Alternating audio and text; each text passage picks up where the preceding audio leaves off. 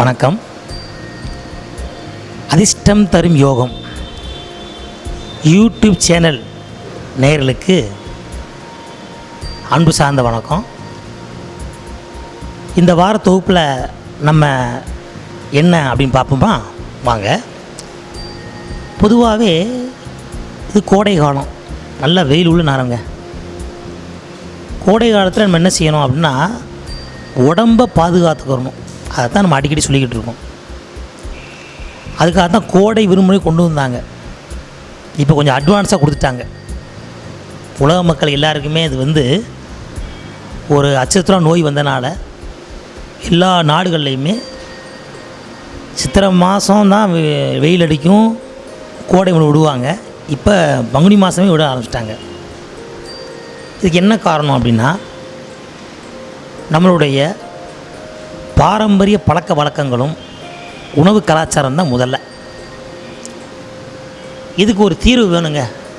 அப்படின்னா நம்ம என்ன செய்யணும் அப்படின்னா, பாரம்பரிய உணவுகளை நம்ம சாப்பிடணும், நல்ல பழக்கங்களை கொண்டு வரணும். கோடை விடுமுறைனா என்ன செய்வாங்க அந்த காலத்தில் அப்படின்னா, நம்ம வீட்டு பக்கத்துலேயே வயக்காடு இருக்கும், தோப்பு இருக்கும், துறவு இருக்கும். அதை போல் சுத்தம் பண்ணி ஒரு மரம் செடி இதெல்லாம் ஊனி அதை அழகுபடுத்தி அப்படி சிரித்து சந்தோஷமாக இருப்பாங்க.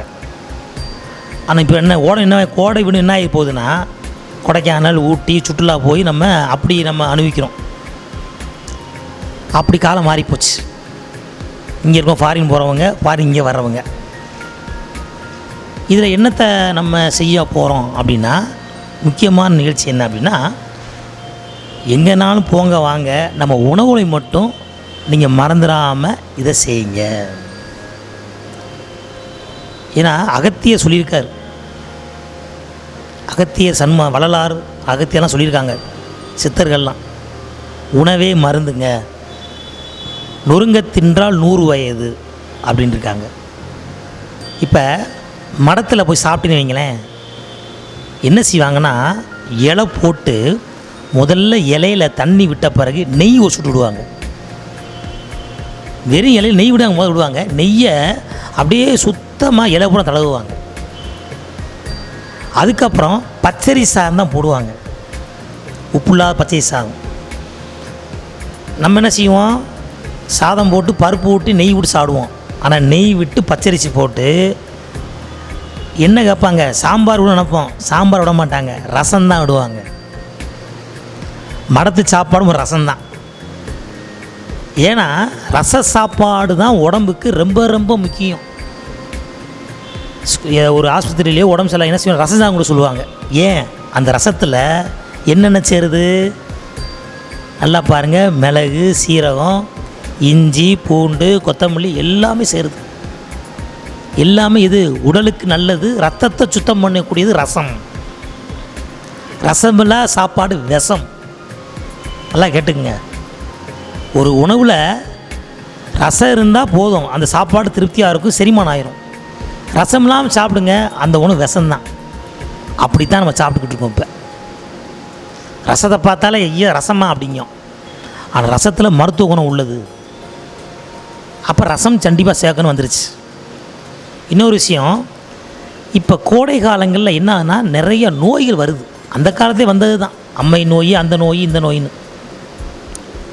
இப்போ என்னென்ன நோயை சொல்லிகிட்டு இருக்காங்க. அதுக்கு ஒரு மருந்து அப்பயே சொல்லிக்கிற அகத்தியர்.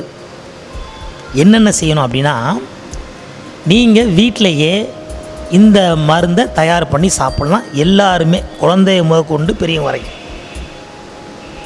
என்னென்ன செய்யலாம்னா, ஒரு 2 லிட்டர் தண்ணி ஊற்றிட வேண்டியது. அதில் துளசி சிறிதளவு, வெத்தலை சிறிதளவு, தூதுவளை சிறிதளவு, 5 மிளகு, சீரகம், சுக்கு, திப்பிலி, அதுக்கப்புறம் பனங்கள் கண்டு போட்டு நல்லா காய்ச்சிட வேண்டியது.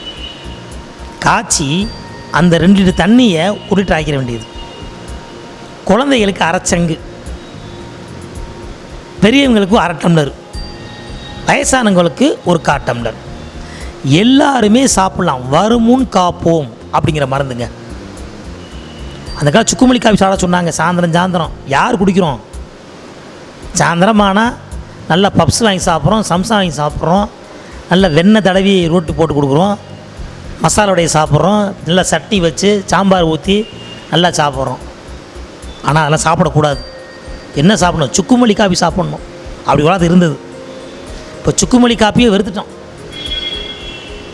அதில் உள்ள மருந்து தான் இது, வேற முடியாது. ஒரு பழமொழி சொல்லுவாங்க, சுக்குக்கு இல்லாத வைத்தியம் இல்லை, சுப்பிரமணியனுக்கு இல்லாத கடவுளும் இல்லைம்பாங்க.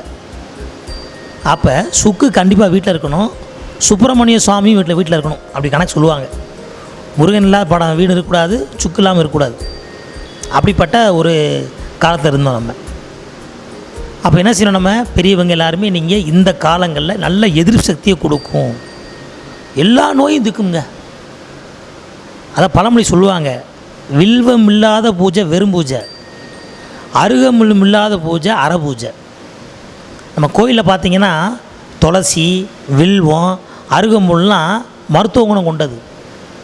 அருகம்புல் சாப்பிட்டு பாருங்கள், உங்களுக்கு ரத்தம் அவ்வளோ சுத்தமாக இருக்கும், நோயே வராது. வில்வத்தை 2 வாயில் மென்று பாருங்கள், சளியே வராது. துளசி உடம்பு நல்ல இறுக்கம் கொடுக்கும், உடம்புல உள்ள நச்சது உள்ள நோயை பூரா சரி பண்ணிடும். அது 3மே அவ்வளோ நல்லது. அதுக்கு தான் துளசி தண்ணி கொடுத்தாங்க. பச்சை கற்பூரம் காமிச்சு அதை தொட்டு கும்பிட்டோம். ஏன்னா கையில் எதுவும் கிருமி ஊட்டி ஏதாவது இருந்தால் கூட அந்த பச்சை கற்பூரத்தில் சரியாயிடும்.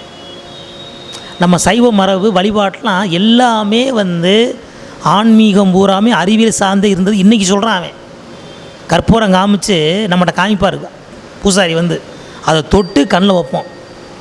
அப்போ என்ன சார், அந்த நெருப்பு பச்சை படும்போது நமக்கு நோய் இருந்தாலும் அந்த நோய் சரியாயிடும்.